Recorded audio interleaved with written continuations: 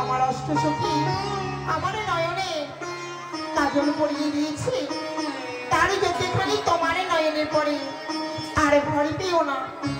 চলো আমরা পালঙ্কে বসি।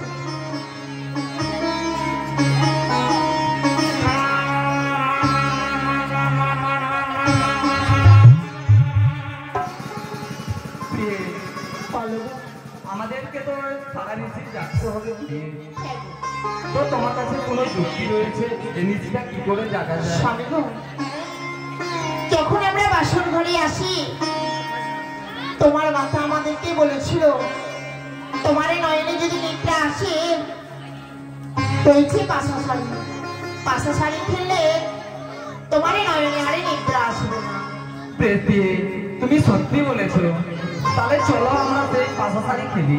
স্বামী গো, আমি তো কোনোদিন পাশা শাড়ি খেলিনি, আমার অষ্টসখীকে নিয়ে আমি ধুলো খেলা খেলেছি, আমি তো জানি না। তুমি আমায় হাসালে কেন? এই বাসর ঘরে ধুলো পাবে কোথায়? এখানে তো ধুলো নেই। তাহলে চলো আমি তোমায় পাশা খেলা শিখিয়ে দেবো। স্বামী গো, এভাবে তো পাশা শাড়ি খেলা যায় না, পাশা শাড়িতে কিছু পরে রাখতে হয়। বেশ দিয়ে তাই হবে। তুমি যদি হেরে যাও তুমি আমায় কি দেবে বলো? আমি যদি হেরে যাই পাশা খেলা খেলতে, তো আমি তোমায় অস্ত্র অলঙ্কার দিয়ে ভরিয়ে দেবো। বেশ। আর আমি যদি জিতি তাহলে তুমি কি দেবে? তুমি যা চাইবে তাই তোমায় দেব। সত্যি দেবে তো? হ্যাঁ। পরে আবার বলবে না কিছু? বেশ দেব। বেশ দিয়ে চলো। কিন্তু তুমি জিত নেবে না পট? আমি জিত নেব। আমি পট নেব। বেশ।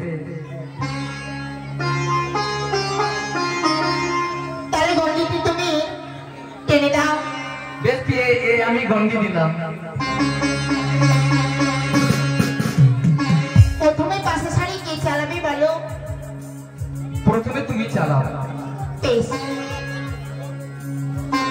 স্বামী গো তোমার সঙ্গে আমি খেলে ভরঙ্গে,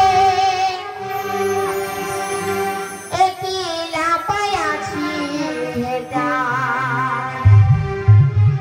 একলা পায়াছি হেটা, বিয়ের বাসরে আজ পাশা খেলবো গো।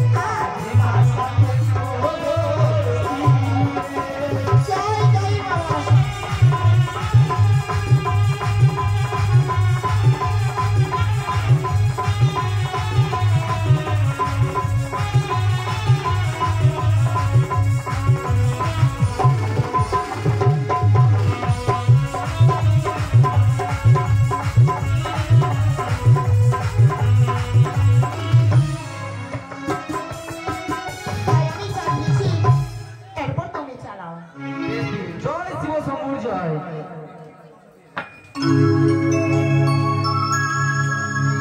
চলো আমরা দানখানিটি দেখি। বেশ রে। এই তো আমি জিতেছি। তুমি জিতে গেছো? হ্যাঁ গো। দিয়ে এটি দান হবে না, কেননা তুমি পাশা খেলা খেলতে জানছিলে না, আমি তোমায় শিখিয়েছি। তাহলে দানটা চিলটানকে দান করে দেবো তো? হ্যাঁ, আবার চালাতে হবে? আবার চালাও।